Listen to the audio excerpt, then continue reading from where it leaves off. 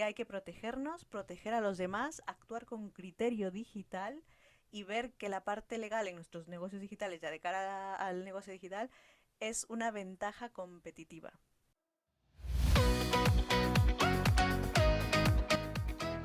Bienvenida, bienvenido a la 13ª temporada del podcast Proyecta tu negocio digital, donde hablaré con expertos de todas las áreas digitales que te ayudarán a escalar tu proyecto online. Además, entrevistaré a emprendedores que te contarán de primera mano sus experiencias y aprenderás trucos y estrategias, conocerás los mejores atajos y herramientas para ahorrarte tiempo y dinero y descubrirás cómo implementarlo todo en tu día a día. Soy Sandra Fernández, Project Manager Digital, y si quieres saber cómo te puedo ayudar con tu negocio online, participar en el programa de acompañamiento Conexión Emprendedora o venirte a un retiro para emprendedoras, tienes toda la info en mi web www.sandrafp.com y en mi perfil de Instagram @sandra_soy_pmd. Además, también tienes disponibles varios recursos gratuitos que te serán muy útiles. ¡Comenzamos! Hola, ¿qué tal? Hoy te presento a Patricia Mendoza Valladares. Ella es especialista en Derecho Digital con casi 2 décadas en el ámbito jurídico y más de 11 años de experiencia solo como abogada digital. Además, es fundadora de Legal Film. Ella es experta en protección de datos, propiedad intelectual, cumplimiento normativo e IA. Patricia actúa como DPO, Delegada de Protección de Datos, designada en diversos proyectos y lidera el área legal en varias escuelas de formación. Destaca por su capacidad para abordar y resolver cuestiones jurídicas complejas, complementada con una sólida visión estratégica de negocio. Además, dirige y da soporte en auditorías de ISO 27001, Seguridad de la Información, y UNE ISO 37301, Compliance, colaborando con consultoras externas para garantizar el cumplimiento de estándares internacionales. Actualmente trabaja en la implementación de la norma ISO 42001 en proyectos de inteligencia artificial.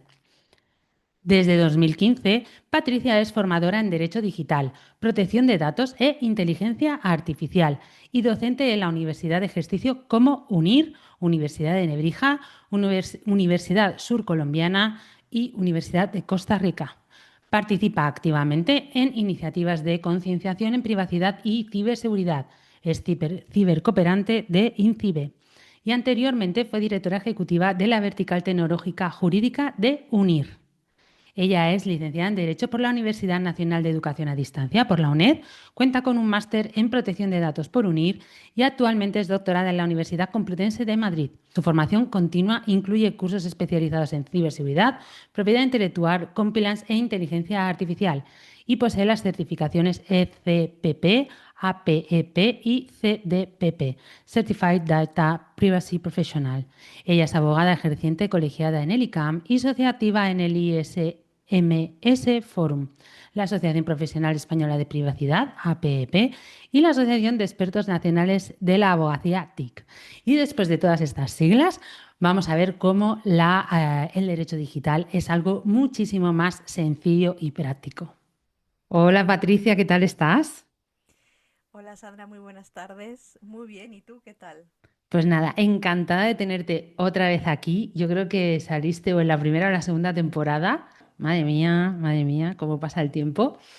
Y en todo este tiempo, pues han pasado un montón de cosas, un montón.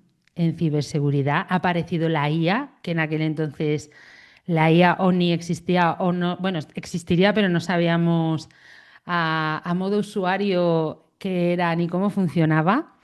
Así que no hay nada mejor que actualizarse en estos temas. Y nada, que mil gracias por venir aquí a arrojarnos luz sobre todos estos temas tan importantes bueno, vamos a hablar de ello, así que como tú eres la experta, pues yo te iré haciendo preguntas y tú nos iluminas con tu sabiduría. Bueno, antes que nada, Sandra, enhorabuena y felicidades porque tener ya una edición 14 de podcast es algo que, wow, mi admiración porque hay que mantenerlo, la audiencia siempre está atenta y enhorabuena porque te veo cada semana sacando cada episodio e invitas a gente muy sé cómo llamarlo, pero son expertos en su nicho y Mm. son gente que, o sea, yo me sorprendo cuando lo escucho, me gusta mucho porque aportas mucho contenido, sobre todo. Bueno, lo aportáis vosotros. Y yo aprendo un montón. Ya siempre lo digo que es de modo totalmente egoísta de teneros aquí y preguntaros todo lo que quiero. O sea que yo feliz y de que toda la gente que está ahí detrás pues pueda aprender lo mismo que me enseñáis a mí. O sea que gracias a vosotros y el mérito lo tenéis vosotros por toda vuestra sabiduría. Así que muchas gracias a ti. Bueno, vamos al tema, a lo que nos interesa, vamos a meternos en materia. Y lo primero que quiero saber o que expliques un poquito es qué es realmente la ciberseguridad, que creo que también hay mucha confusión ahí. Claro. Bueno, pues yo quizás me voy a posicionar un poco. Tú ya sabes que yo soy bastante... me comunico de una forma bastante clara y fácil. No voy a venir con tecnicismos para contar qué es la ciberseguridad, sino que yo quiero que me entendáis. Suelen ser aquellos métodos o aquellos procesos, ¿no? Incluimos procesos que protegen generalmente los sistemas informáticos. Pero yo te diría que hoy por hoy ya se puede afirmar que la ciberseguridad es un derecho de las personas. Entonces tenemos que partir de la ciberseguridad como derecho nuestro también. Al igual que es el derecho que tenemos el derecho a la protección de datos, pues también tendremos ya que empezar a pensar en la ciberseguridad como un derecho. De hecho, está dentro de la Carta de Derechos Digitales como un derecho configurado. Y bueno, pues si seguimos con esta definición de ciberseguridad, es todos aquellos procesos que van a cuidar esos sistemas informáticos, esas redes, los datos, pero ya no solamente datos personales, sino toda aquella información, porque cuando hablamos de la seguridad de la información, hablamos de activos en los que se incluyen, sí, datos personales, pero cuando hablamos de activos se extiende esos datos o esa información ya no solamente a datos personales, sino también pues a otro tipo de activos como pueden ser marcas, por ejemplo, activos físicos son, por ejemplo, los propios trabajadores de una empresa. Entonces nos posicionamos en el ámbito de la seguridad de la información, por un lado, y de la ciberseguridad, que esto es lo que siempre enseño en clases, que hay que diferenciarlos también, ¿no? Que la ciberseguridad apunta más al ámbito digital, ¿no? Creo que si somos más puristas, las definiciones nos catalogan que es una serie de prácticas que protegen el entorno virtual, etcétera, que es como generalmente pues, se suele categorizar a la ciberseguridad. Y bueno, pues no sé si he respondido lo que tú... Totalmente, y muy claro y sin tecnicismos, así que te lo agradecemos mucho. Y como este podcast está dirigido a emprendedores, aunque yo sé que hay otro tipo de público también, sí que me gustaría que explicaras por qué pues para un autónomo o para un emprendedor es importante protegerse legalmente, porque sí que creo que aquí hay mucha gente como que, bueno, esto no es para mí, esto es para empresas, ¿no? Claro, tenemos que posicionarnos que en España, al menos, o a nivel ya mundial, como lo digo en otros diplomados o en otros ámbitos más académicos, ya estamos en un ámbito más global, donde el ecosistema general y principalmente es para microempresas y también trabajadores independientes como son los autónomos, ¿no? Entonces, generalmente, ¿qué es lo que pasa? Un autónomo no tiene un departamento jurídico, no se puede permitir un departamento jurídico, tampoco un departamento informático detrás, ¿no? Entonces, porque tú que trabajas con esto, sabes que las empresas se van configurando, se van organizando y se van estructurando pues en diversos niveles. Esto, un emprendedor cuando comienza es en lo último que suele pensar y es una gran equivocación porque detrás de su negocio digital generalmente con quien opera, con clientes, y los clientes que son personas y está tomando datos, ¿no? Sobre todo adquiere muchos datos, mucha información, métricas. Entonces, ya no solamente porque a lo mejor el riesgo está en que le puedan multar por no cumplir, porque tiene que cumplir y tiene el deber y la obligación de cumplir esas leyes básicas, porque Aunque no las sepas, no estás eximido de cumplirlas. eso es. Lo sé de buena tinta.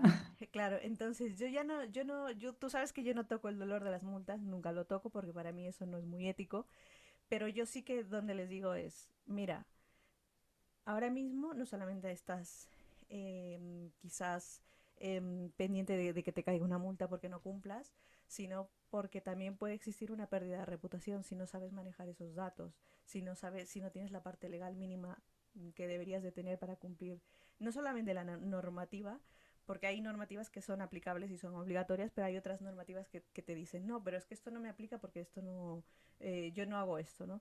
Pero sin embargo, por ejemplo, en el ámbito de las marcas, no hay nada obligatorio, pero tienes que cuidar tus activos, que son las marcas, por ejemplo, y eso es algo tan básico que si no lo tomas en cuenta, pues luego a lo mejor en 2, 3 años te vas a dar cuenta de que eso era súper importante y que lo tenías que haber hecho desde el primer momento. Entonces es lo que yo llamo te enfrentas a apagar fuegos diarios cuando ya estás en un en un segundo nivel de facturación a lo mejor, y dices, claro, es que no lo pensé antes, y ahora es cuando necesito terminar de tener una estructura legal o una base legal fuerte para no seguir apagando estos fuegos diarios, ¿no? Entonces, eh, ahora mismo por eso Qué verdad sería es. importante que los emprendedores, sobre todo, pues piensen en tener una base legal mínima, porque eso a lo mejor les ayuda a seguir avanzando. Somos nosotros aliados estratégicos, como siempre decimos, ¿no? Total, no hace falta tener un departamento legal, pero sí que puedes asesorarte, sí que puedes buscar información, acudir a, ¿no? Pues a personas como a ti para, pues eso, para una asesoría. Oye, me pasa esto, ¿cómo qué tengo que tener, ¿no? ¿Qué aviso legal tengo que tener en mi web? Si mando una newsletter, ¿qué tengo que cumplir? Si vendo un producto o un servicio, ¿qué tengo que cumplir? O sea, es una asesoría, no hace falta tener contratado a un abogado en plantilla ni mensualmente, pero sí que poder contratar unos servicios, ¿no? Para una revisión, para una auditoría, para una asesoría y que te puedan orientar y ayudar, porque es eso, el desconocimiento de la ley no te exime que la cumplas.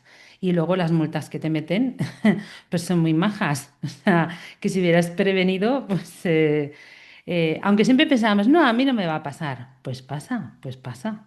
Así Sí, que, y la gente piensa que en el ámbito de la protección de datos, pero donde yo más veo en clientes es en el ámbito de consumo. claro, Ojo, ¿eh? sí, Ojo. sí. Sí, sí, por eso digo que no, a mí no me va a pasar. ¿Quién me va a denunciar? ¿Quién me...?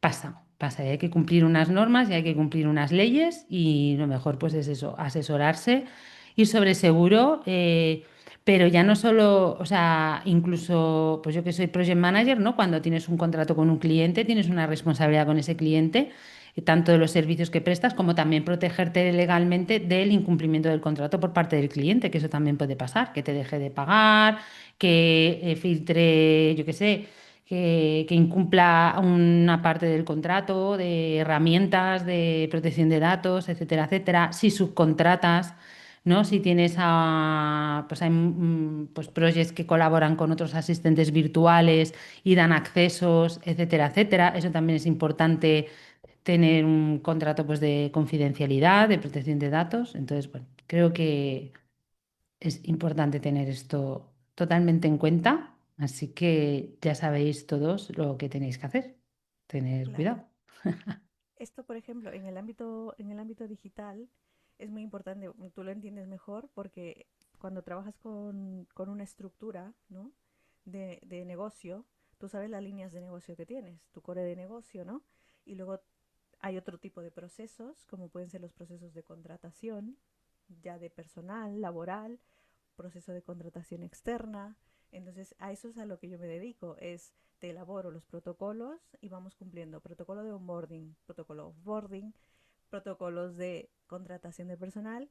Y bueno, y ya que yo estoy familiarizada con el ámbito más digital, ya no solamente me encargo de la parte de la contratación, sino que en ese proceso también te mapeo los datos personales y también te adapto toda la parte de protección de datos. Además de ello, pues hablamos de un seguimiento, ya que estoy yo siguiendo todos esos procesos, pues yo te adapto toda la parte de cumplimiento normativo. Ya cuando quizás creas una SL o eres una micropyme o una pyme, ya me encargo de la parte también de compliance. Entonces, equilibro todas esas áreas en las que yo soy experta y doy asesoramiento pues a cada una de las empresas según lo que vayan necesitando, ¿no? Para protegerlas legalmente. Y eso, por ejemplo, es una de las cosas que yo les digo a mis alumnos, que hacen falta más profesionales, que estemos, creo yo, tan especializados en este ámbito tan concreto para poder solventar todos los conflictos que se puedan presentar, porque no solamente es de protección de datos, como tú bien has dicho, un contrato tiene que tener varias partes. Partimos de la base de la contratación, ¿no? De la teoría del contrato mercantil, digámoslo así, pero también tienes que tomar en cuenta la parte de la confidencialidad, la parte de la protección de datos, la parte que toca de, sobre todo, de propiedad intelectual e industrial, ¿no? Entonces, y secretos empresariales. Ojo, que la parte de secretos empresariales es una parte muy importante, sobre todo para que luego no te copien. Ujú. Te puedes meter en Esto, bueno, te puedes meter en un problema. Y hablando un poco de todo esto, tú que tienes experiencia en esto y ya llevas mucho camino recorrido, ¿cuáles son los mayores errores que cometemos en ciberseguridad? Que seguro que cometemos y yo voy a empezar a hacer check y check y check. bueno, ¿errores técnicos o errores más de pensamiento, de mentalidad? Todo, todo, porque yo creo que vamos a estar todos ahí. Ah, vale, ah, sí, este también, ah, este también. Bueno, pues los de mentalidad, que yo creo que son los fundamentales, porque si no cambiamos el chip y no nos hace clic, es pensar, ah, bueno, pues a mí no me va a pasar nada. Ese es A el mí, más no. primordial.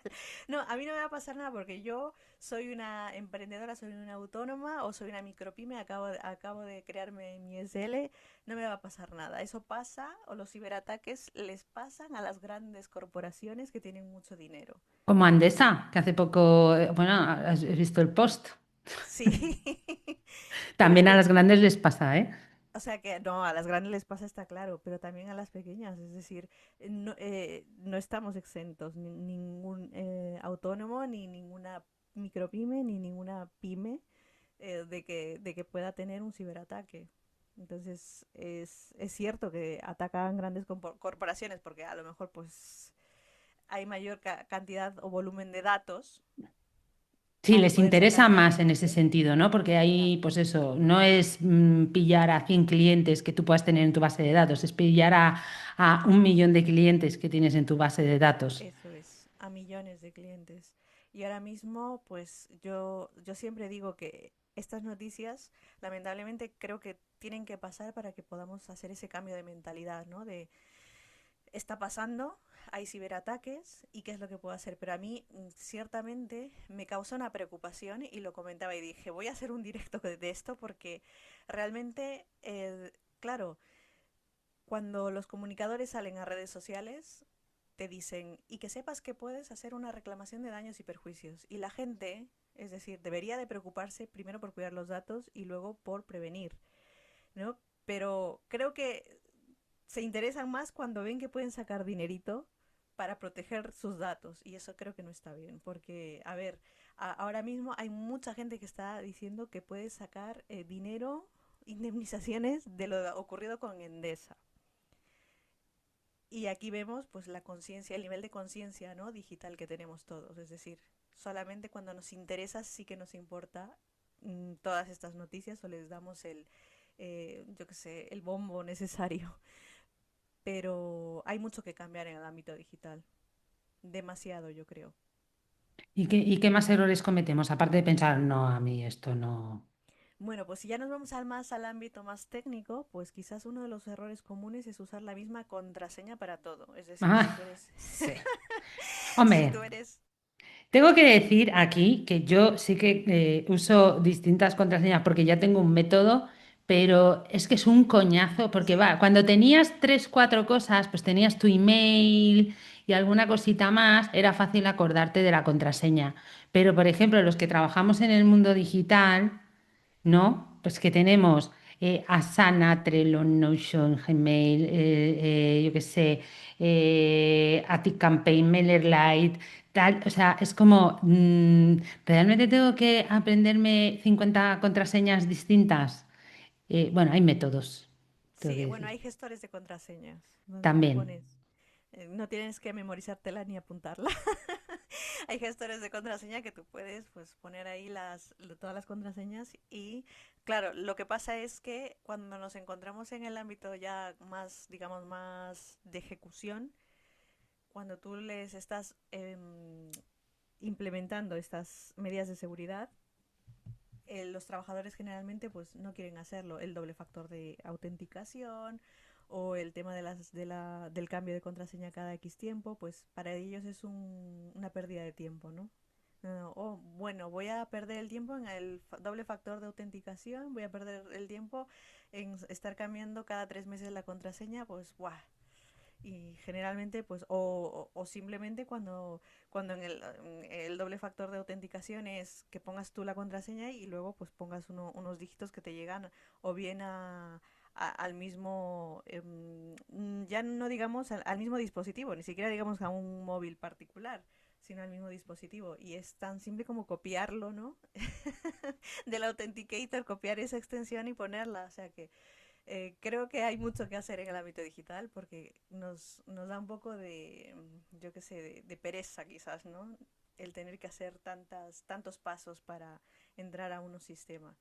Es entendible, sí, yo lo entiendo, a mí también me pasa, pero claro, es seguridad. Si no, ¿qué Claro, hacemos? luego nos echamos la mano a la cabeza. Ay, es que me han hackeado, es que ahora no puedo entrar, me han quitado mi cuenta de Instagram, me han quitado dinero del banco, me han no sé qué, por la pereza.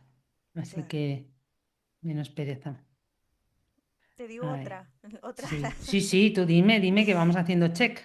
Bueno, pues otro error común sería no hacer copias de seguridad, Ah, sí, que esa también por también me pasó. pereza no se hace las copias de seguridad. Importante, yo lo aprendí por las malas. O sea que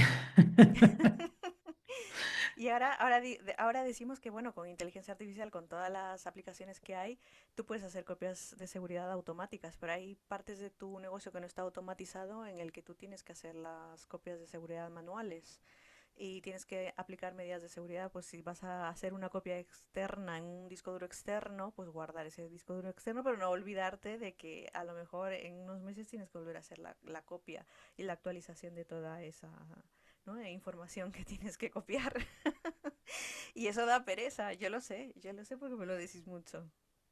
bueno, pero ahí también hay otro sistema. Yo tengo que decir que es que he gastado muchos discos de teras, ¿eh? De hacer copias de seguridad, porque yo, bueno, ahora ya lo guardo todo en la nube, que también tengo que hacer copia de ahí, pero, o sea, yo cada semana me ponía la tarea el viernes de hacer la copia de seguridad de todo, porque es que ya te digo, lo aprendí por las malas y casi me da un parraque en plan de me quiero morir. O sea, pero más que nada porque también o sea, me falló el ordenador, ¿sabes? Me murió y tuve que llevarlo a reparar y me quedé sin nada. O sea, tuve que coger el de mi hija, menos mal que tenía el de ella, pero claro, no tenía ahí mucha parte de la información y me avisaron que posiblemente todo lo que tenía en el disco duro del ordenador lo iba a perder y uff, eso fue un dolor grande, grande. Y ahí aprendí que hay que hacer copias de seguridad, porque ya no es porque te roben, sino porque se te fastidia el ordenador y a ver qué haces. Claro, imagínate que no tengas un sistema automatizado de facturas, que tú las hagas manuales o que lo hagas de una forma tú más, no sé, más casera, ¿no?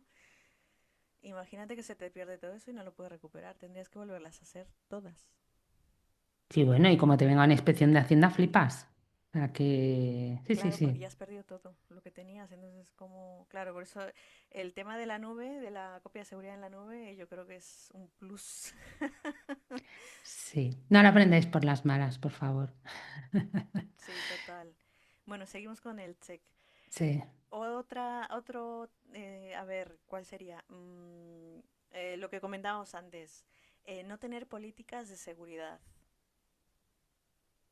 Y aquí los emprendedores casi nadie tiene política de seguridad. Vamos a ir poniendo checks, checks. Sí, es verdad, y hay que tener muchos protocolos y hay que tener una política de seguridad mínima. Y aquí, pues también porque se tiende a pensar, no, es que eso lo tienen que tener las grandes empresas. No, tienes que tener una política mínima de seguridad mínima y también de datos. Existe, por un lado, la seguridad de la información completa y luego la de la seguridad de datos o políticas concretas. Hablamos de políticas, por ejemplo, o protocolos, como queramos llamarle, protocolos de actuación, por ejemplo, en el ámbito de la protección de datos para el ejercicio de derechos, donde se documenta, pues si entra, cómo entra una solicitud de un derecho. Imagínate que alguien quiere acceder, quiere solicitar su derecho a saber qué datos o qué información tiene. Nadie lo hace, ¿eh? Generalmente nadie lo hace, pero eso es lo que quiero poner, ¿no? Ahora mismo en evidencia totalmente, y es que estás preparado para que alguien pueda ejercer un derecho y sepas cuál es ese protocolo o esas fases que tienes que seguir desde que entra, cómo pueden entrar a través de un correo electrónico y cómo tienes tú que responder y qué plazos tienes tú para responder. Claro, porque estamos hablando que un emprendedor no tiene un DPO, pero entonces lo tienes tú que aprender. La Agencia Española de Protección de Datos facilita esto porque lo tienes dentro de lo que es la página de la agencia, tienes allí incluso formularios y Del INCIBE. sí, lo tienes no, en la agencia y bueno, también en Cibe tienes también una carpeta para autónomos y demás, Sí. pero aunque lo tengas gratis, la gente no lo descarga tampoco, entonces es importante que sepan que existen diversos protocolos mínimos que tendríamos que tener. Igualmente para la parte de la incidencia, las violaciones de seguridad, ¿no? Las brechas de seguridad, de datos. Hay que avisar, ¿no? Cuando tenemos una brecha de seguridad, tenemos obligación de avisar de que eso se ha producido, ¿no? A todos nuestros contactos, entiendo. Es que primero, bueno, te comento, la parte de cuando sucede un incidente de seguridad, hay que evaluarlo. Hay que ver si ese incidente realmente ha afectado a datos, a la información de tus clientes. Si se ha producido una vulneración de sus datos, entonces sí que tienes que avisarles. Si ese incidente, finalmente, cuando se evalúa, por eso es importante que tengas un especialista al lado para que te diga si hay o no hay, si solamente se ha quedado en un incidente de seguridad que no afecta a datos, porque pueden haber incidentes de seguridad, se te pierde un disco duro y resulta que en ese disco duro no hay información de clientes, por ejemplo. Mm. Hay información o no tenías información, estaba, yo qué sé, imagínate que era un disco duro que ya no utilizabas y que, y que a lo mejor ahí guardabas solamente pues quizás imágenes o material gráfico. Ahí no hay datos. Entonces ahí no tendrías tú que avisar porque realmente es un incidente que se te ha perdido ese disco duro externo, digámoslo, y no habría la necesidad porque no se han vulnerado derechos. Pero en el caso de que se vulneren derechos, pues tienes que ver la magnitud, la cantidad, es decir, hay que hacer toda una serie de pasos para evaluar ese incidente. Hay que analizarlo. Cantidad de personas. Has visto el de Endesa, ¿no? Hay 2 millones de datos. ¿Qué datos que proporciona Endesa? Endesa ha indicado que son datos. No ha dicho que eran datos de usuario y contraseña, porque ha dicho que no, pero sí datos, datos de bancarios. Entonces tienes que analizar qué tipos de datos se han vulnerado, se han visto expuestos. Y una vez que se valora todo ese conjunto, pues si realmente hay implicados datos importantes de tus clientes y se entiende que ahí se ha producido una vulneración o que pueden hacer con esos datos, que puede haber la consecuencia de que esos datos se vendan y luego por tanto hayan ataques de smishing, phishing, etcétera, pues existen riesgos, hay que Avisar. avisar, notificar con 72 horas máximas a la Agencia Española de Protección de Datos. Bueno, vamos a pensar que no nos va a pasar, así que vamos a respirar.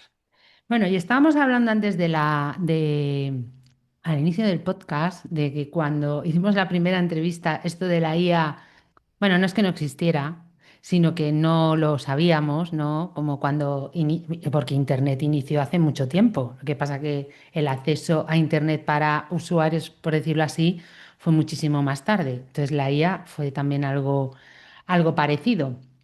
Entonces, ahora que estamos aquí en la era de la IA, ¿qué debemos tener en cuenta? Porque vamos, creo que hoy en día poca gente que trabaje con un ordenador, y me refiero desde estudiantes que lo usan muchísimo los estudiantes de ChatGPT, hasta todos los que trabajamos con ordenador y gente que lo utiliza para escribir cuatro cosas, también usa ChatGPT y desde el móvil, ¿qué tenemos que tener en cuenta? Porque eso es el folclore de la información y del filtrado de datos de Tocristo.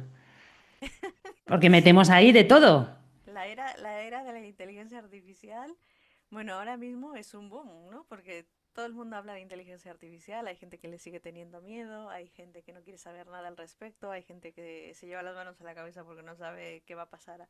Ahora sí cada vez nos vamos a volver más tontos porque no vamos a poder pensar por nosotros mismos. Bueno, pues yo siempre digo que calma, porque esto de la inteligencia artificial no es que, a ver, se lleva ahora mismo, es un boom, porque yo creo que los usuarios cada vez lo utilizan más, pero yo creo que desde el año, ha sido una realidad ya desde hace bastantes más años, ¿eh? O sea, la inteligencia artificial la estamos aprendiendo ahora porque tenemos ChatGPT y tenemos muchas herramientas de inteligencia artificial. Pero la estrategia y cuando se propuso el reglamento de inteligencia artificial era el año 2021, porque ya veníamos de investigaciones previas y de que ya se venía hablando, pero no era muy conocida quizás, ¿no? Pero la inteligencia artificial, digamos lo que no es de hace 2 años o así, ¿no? Esto se ha ido configurando poco a poco. De hecho, yo escribí un artículo que yo siempre digo, les invito a buscar mi nombre y encontrarán el artículo, el último artículo que escribí el año pasado y justamente hablo de toda esa parte de historia de la inteligencia artificial y luego está muy orientada a protección de datos, ¿no? Entonces, la IA puede ser una gran aliada, no hay que tener miedo, pero sí que es verdad que implica riesgos legales y es la respuesta, ¿no?, que te quería dar de qué es lo que debemos de tener en cuenta. Pues para empezar, cuando hablamos con las inteligencias artificiales, pensamos que estamos hablando con un chat, con un amigo, ¿no?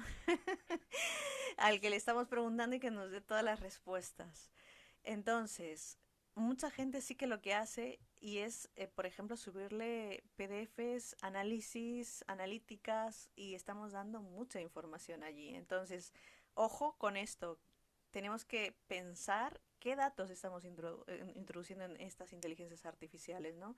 Si es un peligro, ¿no? Porque muchas de las inteligencias artificiales ya sabemos que están orientadas a captar y a saber qué es lo que estamos haciendo. Entonces, no está muy claro tampoco a efectos de transparencia en algunas inteligencias artificiales que podamos utilizar, dónde van a parar esos datos o qué puede pasar.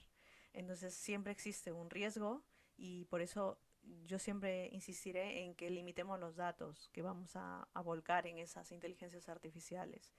Hay muchas Además, empresas, te lo digo porque, por ejemplo, en la de mi chico que es informático pasa, que tienen prohibido utilizar la IA para según qué cosas, porque claro, al final es eso, le estás dando información de tu empresa, información confidencial que puede utilizar, porque al final ChatGPT detrás tiene una empresa, no es una ONG maravillosa y estupenda, altruista, que trabaja para nosotros de forma voluntaria y gratis, ¿no?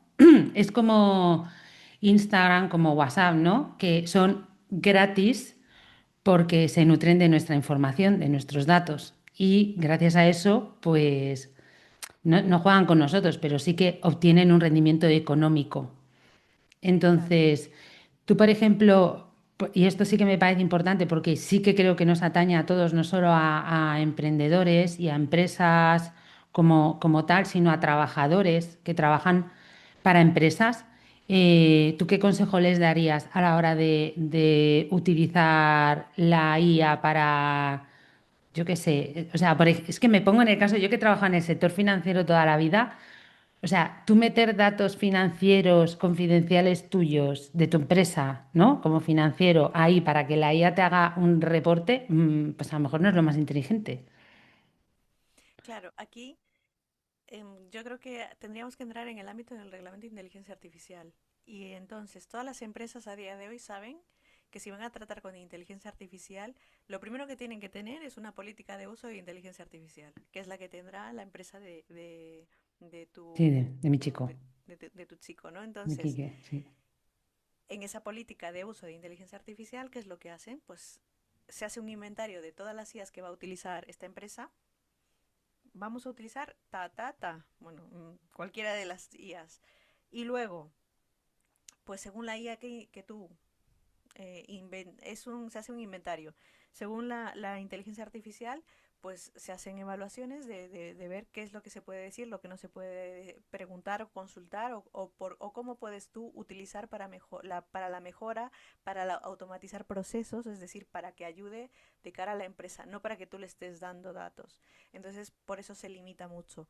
Ahora, en el ámbito más, digamos, más de microempresa, más de autónomo, más de pyme, yo siempre lo digo, también tienen que tener en cuenta que tendrían que tener unas métricas mínimas o una política de uso de inteligencia artificial también mínima en la que si tú vas a tener colaboradores, ya implementes dentro del contrato que estábamos hablando antes, dentro de esos contratos, cómo va a ser ese uso de inteligencia artificial. ¿Para qué? Porque si tus colaboradores, por ejemplo, utilizan inteligencia artificial, tú les digas que no estás autorizando a que toda la información a la que ellos acceden por confidencialidad sea volcada en una inteligencia artificial. Lo puedes poner en un contrato también. Es decir, ahí estás limitando mucho el uso, ¿no? Entonces, ahora, saber, como siempre me preguntan, pero yo no puedo saber si ellos lo han hecho o no puedo tener, pues al final, no puedo tener pues la constancia, ¿no? O acreditarlo legalmente para saber si están volcando allí en toda la IA toda mi información o toda la información de mi empresa, pese a que han firmado un contrato, ¿no? Han firmado una cláusula. Eso, claro, también hay que tener en cuenta que estamos en tiempos de desarrollo IA y hasta que no veamos que a lo mejor existen bases de datos fuera que tienen nuestros datos y nuestra información y todo lo que hemos volcado, pues ahí ya podríamos verlo. Esto es como cuando hace unos años pasaba que se robaban datos o informaciones de las empresas y luego pues se encontraban archivos y archivos en contenedores de basura con información y se veía que lógicamente pues los que habían robado, los asaltantes habían tirado toda la información ahí, ¿no? Entonces esto pues va a ir avanzando y conforme pase el tiempo nos vamos a ir dando cuenta de todas las cosas que pueden pasar si nosotros volcamos esos datos en esas inteligencias artificiales. Entonces va un poco de ser más congruentes, digámoslo así, más... se habla en este ámbito de alfabetización de IA, de concienciación, de conocimiento, es decir, se habla de tener más como yo apelo siempre en redes sociales, a una educación digital, ¿no? Si voy a utilizar tecnología, la tengo que empezar a utilizar con cabeza. Exacto, exacto. Y tú qué errores crees que son los que más cometemos con el tema de la inteligencia artificial? Pues los que te decía, subir los datos o bien de tus clientes o bien los datos de si los colaboradores externos, por ejemplo, hacen muchísimo esto también, que suben pues toda la información a la que tienen acceso y pese a que han firmado contratos de confidencialidad, acuerdos de confidencialidad, cláusulas de uso o limitación de inteligencia artificial, pues que finalmente pues suban esos datos sin el consentimiento, porque como no se va a enterar, pues Y un acuerdo de confidencialidad en ese sentido incluye a la IA. Lo tiene en cuenta como que la IA, si yo, no sé, es que ahora se me ha ocurrido. Eh, o sea, un acuerdo de confidencialidad. Bueno, también tengo que decir que, a ver, yo te lo digo por cuando yo he trabajado en el área financiera, ¿no? O sea, tú no puedes, evidentemente, revelar datos, y si trabajas en recursos humanos también pasa mucho. Tienes, o sea, como que es mucho más restringido dependiendo del área de la empresa en la que estés. No es lo mismo un operario, por decirlo así, que una persona que está en administración. Sí que creo que las condiciones en los contratos son muy distintas. Con el tema de la competencia también, incluso yo he firmado algún contrato donde te ponía que durante 1 o 2 años no podías moverte, ¿no? Trabajar como para un competidor, ¿sabes? O sea, eso pasa y tú firmas eso y no puedes irte a la competencia a trabajar porque lo estás firmando para trabajar. Entonces, el acuerdo de confidencialidad podría incluir a la, o sea, ¿incluye a la IA o tendríamos que ponerlo específicamente en el contrato de que esto incluye a la IA? No lo sé. Claro, es que cuando armamos un contrato de confidencialidad, la famosa NDA, se tiene que incluir algo importante que es la definición de qué datos son Confidencialidad. confidenciales, porque no todos los datos son confidenciales. Claro, por eso. Entonces, claro, eso es lo que hay que especificar bien. ¿Qué datos incluyen? Incluso hay niveles de confidencialidad también. O sea, estamos hablando de contratos bastante más elaborados en Sí, los que sí, yo he tú tenido de esos. Sí, en los que tú tienes que tener justamente cuál es el alcance de la confidencialidad y luego los niveles de confidencialidad. Entonces, y también en estos, yo creo que a nivel general casi siempre se pone, es esto y luego se eximen todo aquello que sea público, ¿no? Es lo que generalmente nos encontramos. Pero no, estos son más amplios, más completos e incluye pues toda esta parte de inteligencia artificial y luego yo siempre recomiendo que hay que poner una cláusula específica de la política de uso de inteligencia artificial, incluso distinta, es decir, entregar esa política de uso de inteligencia artificial como un documento Anexo. distinto. Sí, Mm. distinto para que tú has visto cuando trabajas en gran empresa te dan una política de seguridad, el código ético de conducta, te dan Sí, una sí. serie de documentación El que uso de son los dispositivos, no sé qué, no sé cuántos, sí, te sí. dan como 10 políticas seguidas para que tú las leas con calma y luego firmes que has recibido todos estos documentos, porque así es como se tiene que hacer, forma parte del protocolo de onboarding o ese kit de bienvenida, ¿no? Que te suelen poner. Entonces, yo siempre lo digo, todo eso que se aplica a los grandes, también tendremos que aplicarlo en pequeñito a nuestros negocios digitales, ¿no? Porque eso también es algo que si lo empezamos a hacer y trabajar y con esa mentalidad desde las partes iniciales de nuestro negocio, luego ya como que lo tenemos más integrado y yo estoy encantada porque tú sabes que yo llevo negocios digitales que empezaron conmigo desde cero y a día de hoy ya son empresas que están creciendo, que están facturando mucho y tú ves como esa parte de cultura de privacidad, cultura de seguridad de la información, cultura de compliance, la llevamos porque desde que empezamos estaban concienciados, ¿no? Y tanto la dirección está concienciada y sabe que cuando tienen que hacer un contrato nuevo o con la parte, yo qué sé, con un colaborador externo, con un proveedor o un nuevo trabajador, o tienen un nuevo proveedor, ya saben lo que me tienen que pedir. Qué Entonces bueno es es eso. maravilloso ver cómo tienen esa cultura de todo, ¿no? Ya de todo lo legal, ya no solamente de privacidad. Y ahora que Y estás hablando de esto, que me parece muy importante, ¿qué tiene que cumplir legalmente un negocio digital? Porque creo que hay mucha incultura en esto. claro, yo por ejemplo trabajo sobre una base legal mínima básica. Y como te O sea, hay decía, niveles, ¿no? ¿O cómo va esto? a ver, yo tengo una metodología propia que yo les digo siempre. Yo he trabajado en entidades financieras también como tú y en entidades grandes.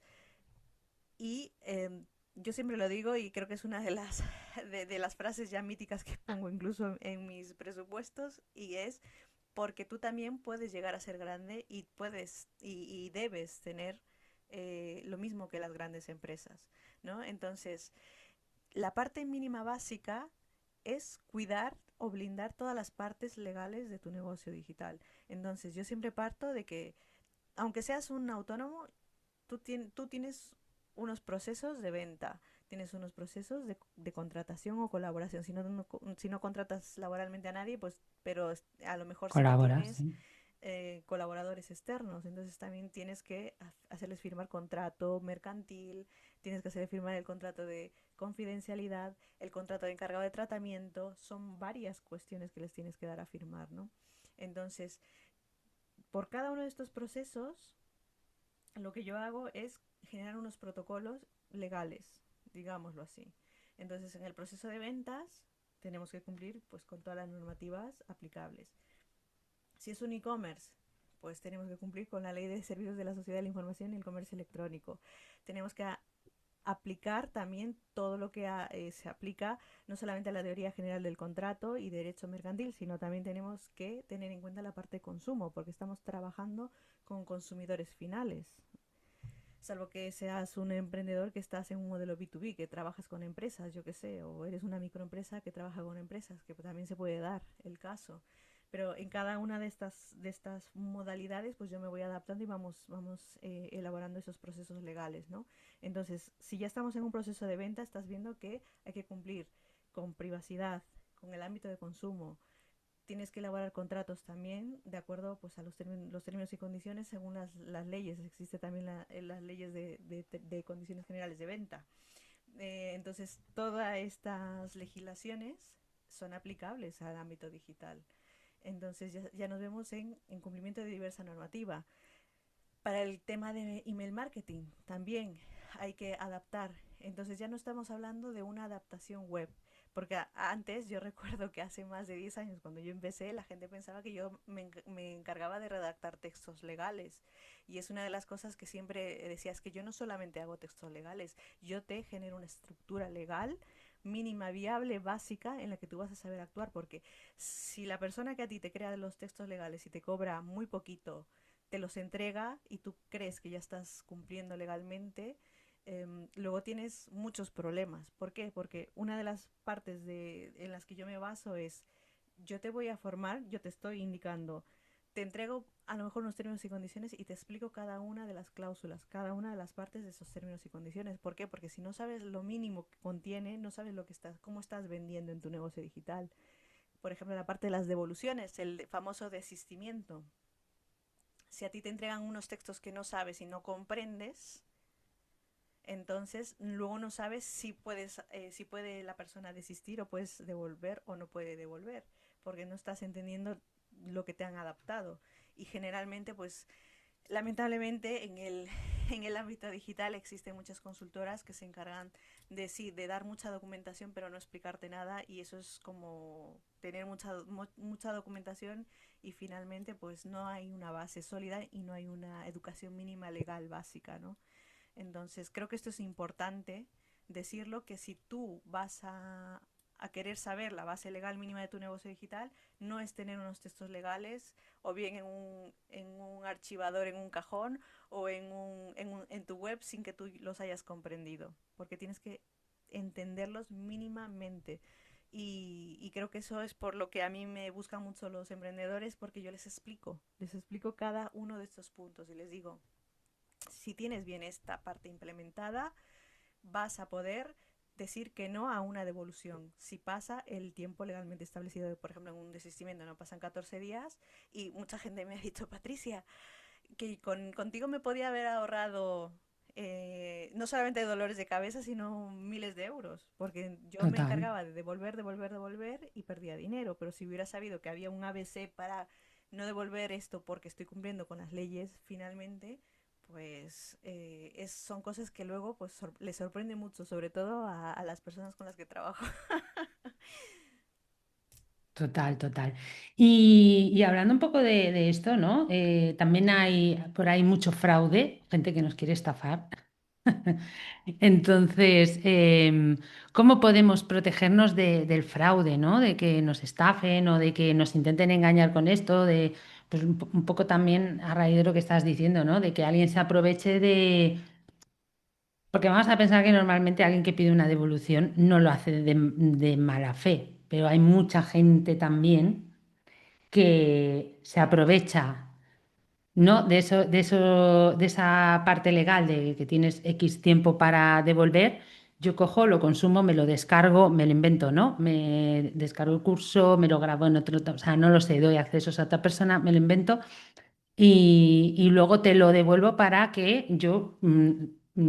para mí eso es un fraude, ¿no? Es decir, yo digo como que no me sirve o no es lo que tú me has dado, quiero que me devuelvas el dinero, pero por otro lado, pues me he aprovechado de eso. ¿Cómo podemos protegernos de todo esto? Bien, aquí por ejemplo es importante que cumplamos conforme todo lo que nos dice la ley de consumo. Y esa es una parte que no suelen saber los emprendedores, no lo suelen saber y de hecho hay muy pocos abogados especializados en el ámbito de consumo que lo sepan también, ¿eh? Porque o sea, lo llevo viendo durante muchos años y cada cliente que me viene no tiene la parte del desistimiento bien hecha. Es decir, hay una ABC, como te decía. Por ejemplo, si entra un cliente, como tú me dices, que es un curso digital, el curso digital tiene una excepción, que es que, que es que no existe el plazo de 14 días. Es decir, si la persona compra el curso y el día 1 entra a la plataforma, el desistimiento automáticamente pues ya no le aplica. Porque eso nos dice la ley, artículo 103 de la ley de consumo. Mira cómo te lo sabes. Sí, bueno, no quiero aquí recitar la ley, pero bueno, en ese sentido, este artículo es un amparo. Lo que pasa es que, claro, luego tenemos que tomar en cuenta que en el ámbito del consumo, las oficinas de consumo son pro consumo. Entonces, ¿qué pasa? Que si tú tienes un problema o también no solamente el ámbito de consumo, las oficinas de consumo, sino también si tú haces la reclamación por Stripe, por el medio de pago, ellos siempre eh, ellos siempre van a dar la razón al consumidor, lamentablemente, ¿no? Entonces, pero porque si no lo haces bien, es decir, esa persona compra el curso y automáticamente ingresa o accede a este curso online, se entiende que no se le aplica ya el desistimiento. Y entonces si te escribe y te dice, oye, que quiero devolverlo porque estoy en 14 días, si tú tienes si tú has cumplido con el ABC que te digo, en teoría podrías decirle que no. No, mira, Ujú. no te puedo devolver porque tú has firmado en los términos y condiciones, o bien si es un contrato, a lo mejor. Es que, claro, depende de lo que vendas, cómo lo vendas, y si está automatizado y tienes el check de los términos y condiciones, tienes que avisarle. Es que la ley es clara. Te dice que tienes que avisar e informar a ese consumidor de que una vez que accede a ese producto, no cabe la devolución o el desistimiento.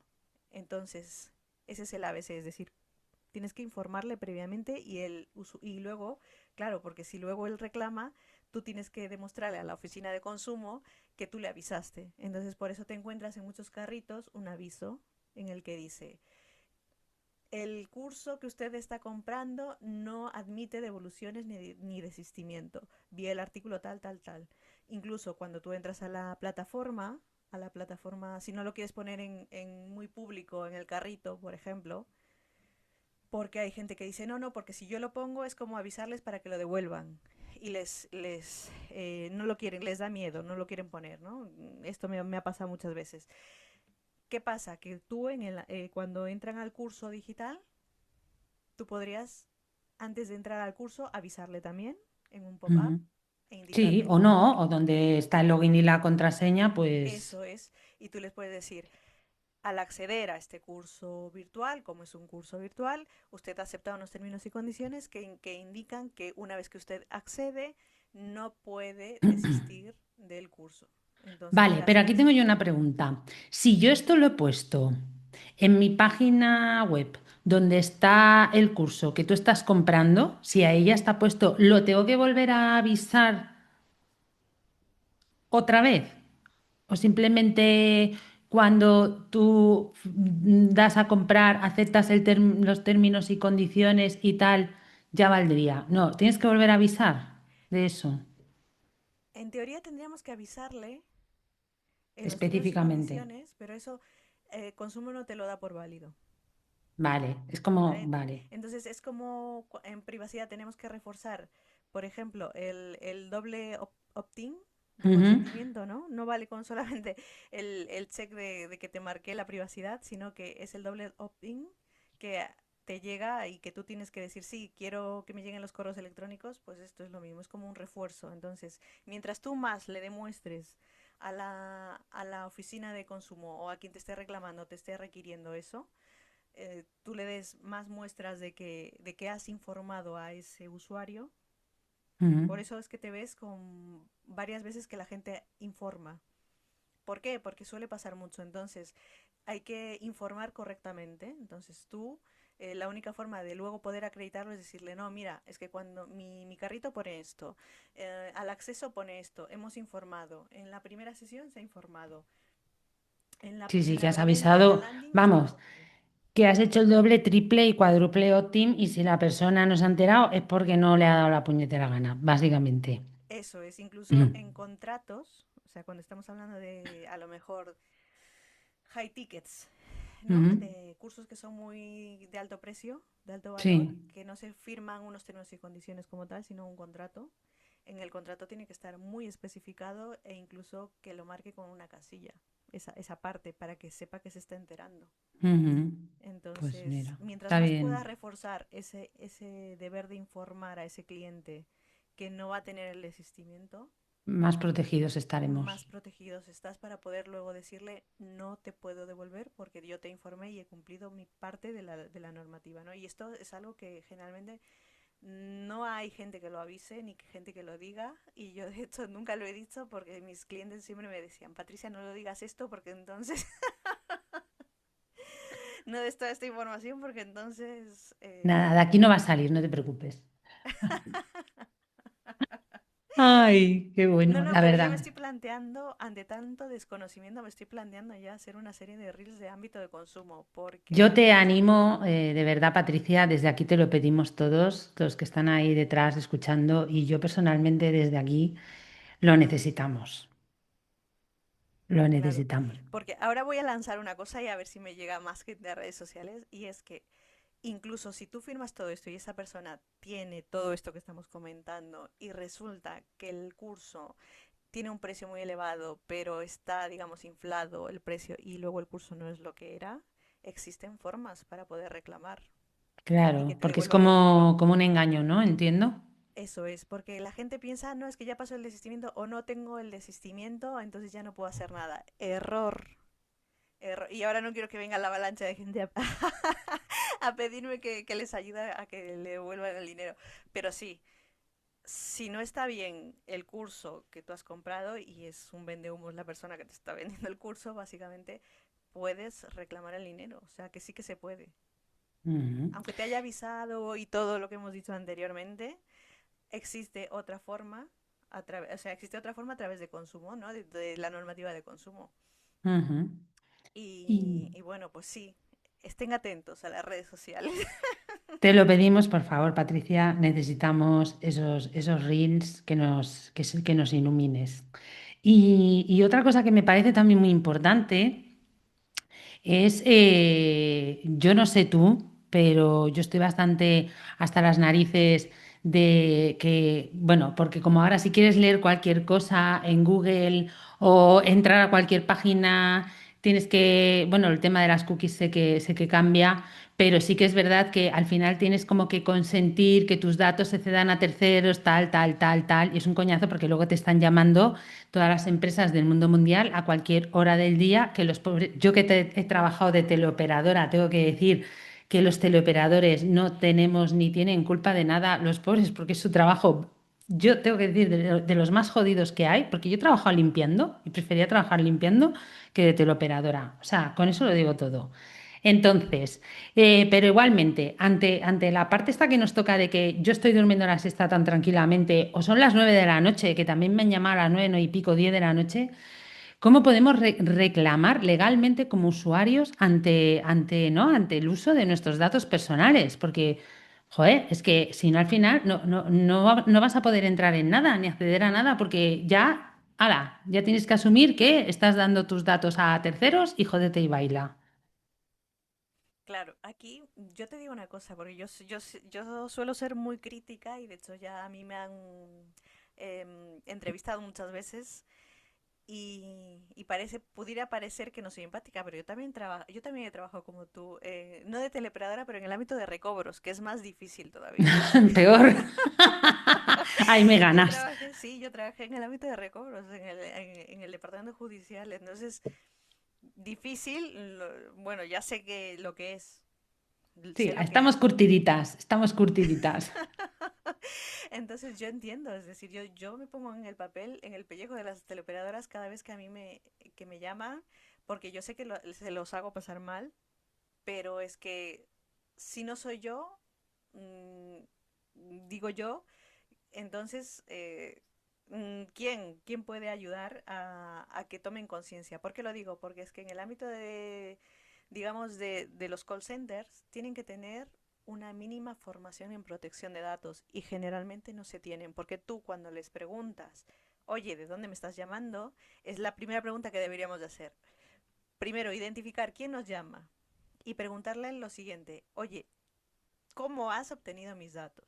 Y aquí es cuando te dan evasivas porque no saben claramente, no saben responder.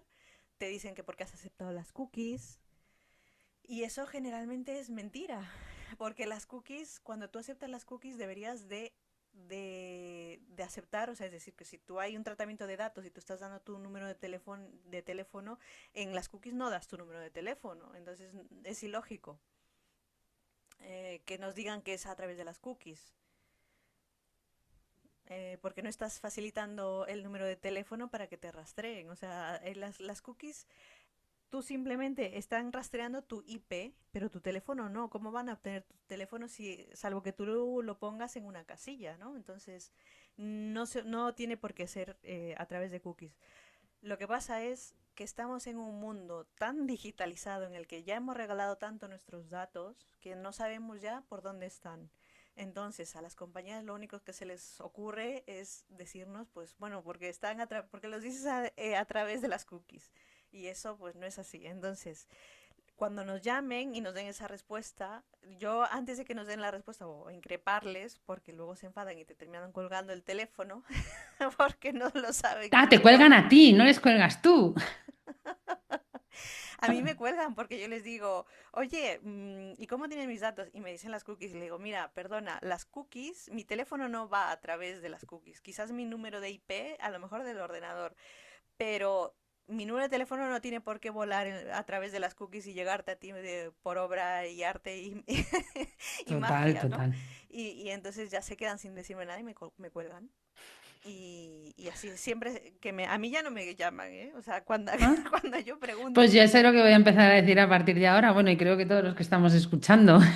a mí no me llaman porque yo empiezo a preguntar. Es que lo que hay que hacer es preguntar, oye, ¿cómo has obtenido mis datos? Y te suelen pues contar cualquier cuento. Que si las cookies, no, es que tú lo diste, no sé qué, no sé cuánto. Ah, sí, yo lo di. Entonces dime y tenéis que decirlo, ¿eh? Dime, por favor, el correo electrónico del delegado de protección de datos o el departamento de privacidad para que yo pueda preguntarles. Pi, pi, pi, te cuelgan. Es que de verdad hay que preguntar más. ¿Por qué? Porque aquí era lo que te decía, el derecho de acceso. Entonces yo sabré escribirle al DPO y decirle, oye, me acaban de llamar de esta entidad y dicen que yo he dado mis datos. ¿Me puedes tú acreditar ese consentimiento que yo he dado para el uso de mis datos? No te lo van a poder acreditar. Y como saben que esto puede llevar a una reclamación ante la Agencia Española de Protección de Datos, pues veremos qué contestan. Yo es que estoy deseando hacer alguna de ellas porque no consigo que me den los contactos del delegado de protección de datos, porque me terminan colgando, claro. Pero es importante saber identificar quién te ha llamado. Y tomar un papel y anotarlo rápidamente para buscarlo en internet y decir, ah, me ha llamado esta empresa, pues identificas tú al delegado de protección de datos y le preguntas, oye, que me ha llamado esta empresa y quiero saber cómo han obtenido mis datos y que me acredites ese consentimiento que dicen que yo he dado para que me estén llamando. Si hiciéramos esto cada vez más, ya Nos dejarían de veríamos llamar. cómo nos dejan de llamar. O sea, a mí ya no me Pues llaman. gracias, Patrick. Mira, esto es otro súper vídeo que necesitamos, porque yo creo que esto se va a volver viral. Tienes que decir, ¿estás harta o harto de que te llamen a cualquier hora para venderte algo cuando tú no has dado tu teléfono? Tengo la solución. Y ahí explicarlo. Y te digo yo que eso se hace viral, Patricia, porque es que de verdad que está uno hasta las narices. Así que, Bueno, porque muchas veces es, no, yo estoy en la lista Robinson, no sirve de nada. No, es que no sé qué, no sirve de nada. Pues ya tenemos ahí el método infalible para que nos dejen en paz. Así que ya estoy deseando que me llamen por teléfono de cualquier empresa para soltarle la parrafada de dónde me llamas, quién eres, pásame el email del delegado de protección de datos y muéstrame y demuéstrame dónde yo he dado mi consentimiento para esto. Así que ya tenéis ahí un super mega tip y por favor queremos vídeo. Patricia, ¿eh? Vale, esto es el derecho de acceso. Es el derecho de acceso a datos. Es decir, nosotros podemos, en todas las empresas donde hemos dado nuestros datos, hacer esto, de verdad. Y preguntarles, mira, quiero saber qué datos míos tienes, porque ellos tienen el deber de contestarnos en un plazo de un mes. ¿Mm? Se puede extender a 2 meses si es una corporación muy grande y que a lo mejor tenga mucha tarea, no diaria, pero generalmente tiene que ser en el plazo de un mes que nos tengan que dar explicaciones de qué datos tienen nuestros. Entonces, esto no solamente aplica en el ámbito sanitario, porque la gente se cree que en el ámbito sanitario es donde tú puedes reclamar a lo mejor, pues toda tu información médica. Ese es el derecho de acceso también en el ámbito de salud, pero en el ámbito normal, en cualquiera de los ámbitos, en el ámbito financiero, en el banco tal, tú puedes preguntar, oye, ¿qué datos míos tiene tal entidad? Qué bueno, pues Claro, nada, ya y en está. el ámbito de las llamadas de los call center hay que preguntar dónde está acreditado ese consentimiento, porque si no tienen el consentimiento les va a entrar el sudor frío porque saben que tú puedes ir a reclamarlo a la Agencia Española de Protección de Datos. Y Qué ojo, bueno. te van a llamar y te van a decir, nunca más te volvemos a llamar. Vas a ver. A mí ya A me han ver, quitado al menos de todos los call centers. perfecto, pues ya super tip tenemos ahí. Y antes estábamos hablando de, ¿no? De que uno de los errores que cometemos, sobre todo los emprendedores, es que, nada, esto a mí no me va a pasar. ¿Tú qué le recomendarías a alguien que no tiene nada legalizado en su negocio porque piensa que no es necesario? Y esto sí que las SL entiendo o quiero entender que saben o que lo tienen legalizado. Más que nada porque ya tienes que pasar por un notario, por una escritura y ya en teoría tendrías que haber pasado por un abogado. Pero los autónomos o emprendedores, no, yo no necesito nada legalizado. ¿Tú ahí qué les dirías? Pues que como bien dije antes, nosotros somos aliados estratégicos, no hay muchos abogados. Yo creo que Sandra, tú más o menos que dominas de perfiles que derivar, verás que los perfiles más independientes, como puedo ser yo, no hay muchos. No. No, Y no yo he existe. entrevistado a varios abogados, pero de tu perfil a ninguno. A Claro, ninguno, a mercantiles, a penalistas, a derecho civil, pero así más especializado en tema digital, yo solo te conozco a ti.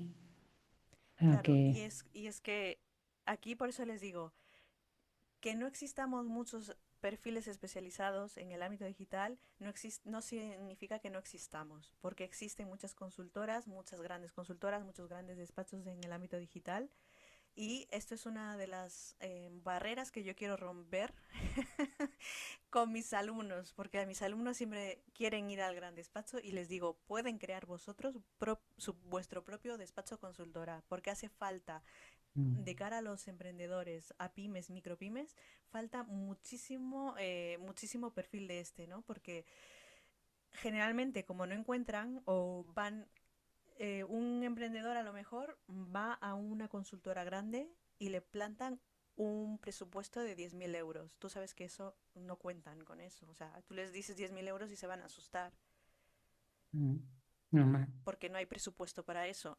Hombre, Entonces, ya nos gustaría, voy a claro, decir. entonces hay gente que lo ha intentado, a lo mejor, y se ha encontrado con esta situación, ¿no? Entonces, o que acuden a lo más barato, que yo estoy viendo ahora mismo en redes sociales muchísimo, que adaptaciones de protección de datos por 50 40 euros, 20 euros. Y digo yo, madre mía, ¿y eso qué es? Porque claro, es que te den documentos a saco y ya está, ¿no? Y con eso ya estás cumpliendo y eso tampoco no es. Entonces la parte legal no es tener muchos documentos y no saber qué hacer con ellos. La parte legal es que tú tengas una mínima base legal de qué leyes te aplican para evitar en un futuro tener que apagar fuegos.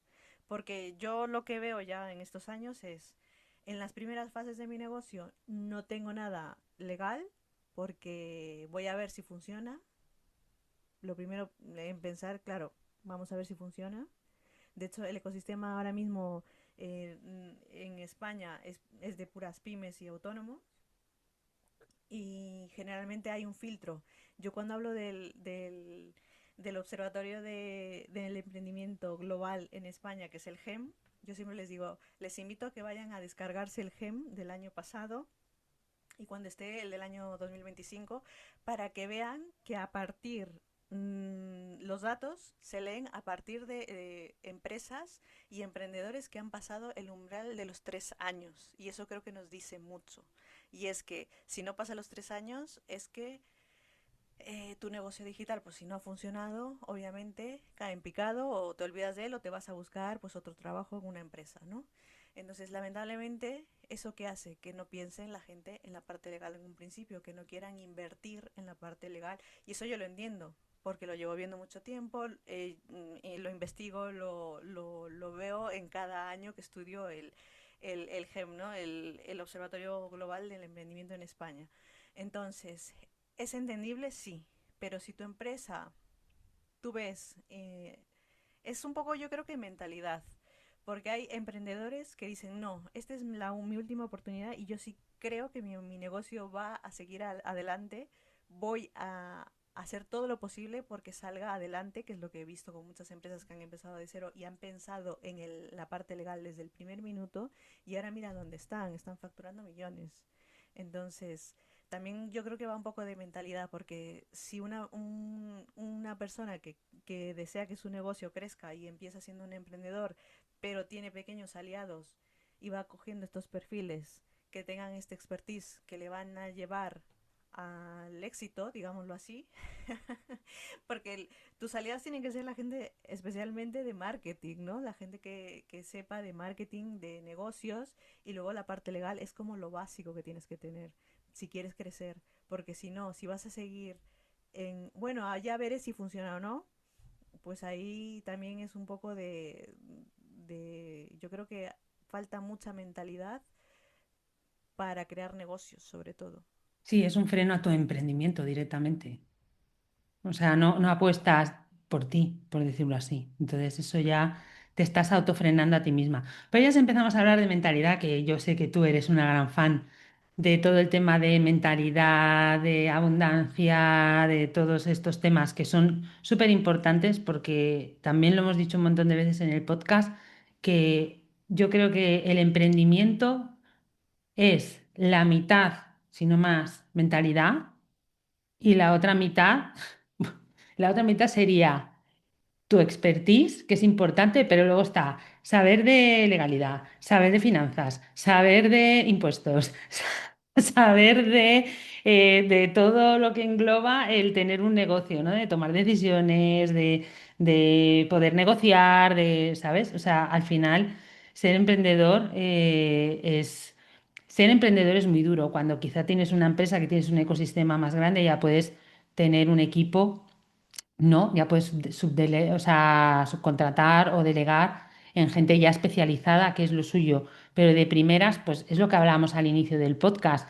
Pues es lógico que cuando estás empezando a emprender no tengas dinero para invertir en tener una persona en el equipo de tu perfil, pero sí el hecho de asesorarte, ¿vale? De tener una persona que te pueda hacer una asesoría, que te explique bien cómo funciona todo legalmente, ¿no? Que te diga en qué consisten los textos legales, qué textos legales necesitas en tu negocio, en tus circunstancias, cuándo vas a hacer un contrato, a lo mejor para un colaborador o para un cliente que tiene que tener ese contrato, que no tiene que tener, que puedes pedir, que no. Entonces, hay muchas maneras y los negocios evolucionan y también nuestras colaboraciones ¿no? con estos aliados, como tú bien dices, también evolucionan. Y si nosotros tenemos clarísimo, y ya espero que después de todo este podcast haya quedado más que claro, clarísimo, que te necesitamos, Patricia, ¿dónde te encontramos y dónde vamos a ir a buscar esos vídeos chulos que te has comprometido que vas a hacer? Bueno, yo como ya te sigo hace muchísimo, pues yo estoy ahí atenta, que el último que he visto ha sido el de Endesa.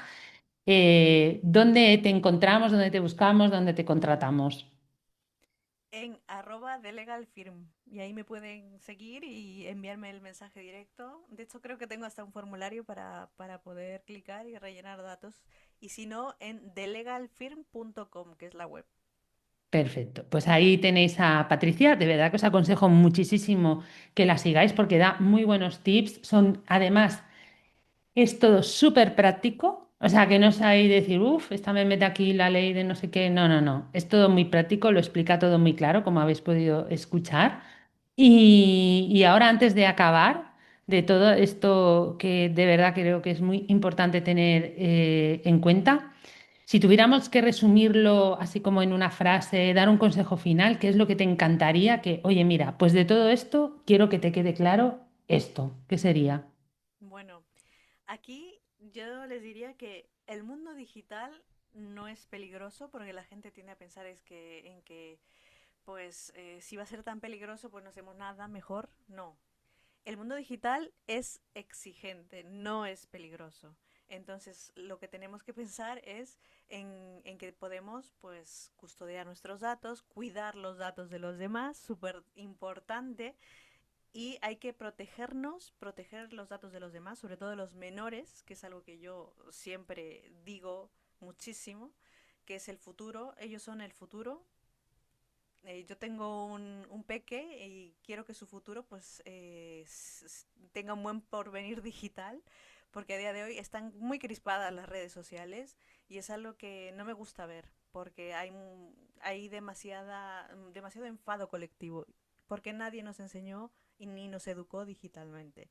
Entonces, por esas próximas generaciones quizás les diría que hay que protegernos, proteger a los demás, actuar con criterio digital y ver que la parte legal en nuestros negocios digitales, ya de cara al negocio digital, es una ventaja competitiva.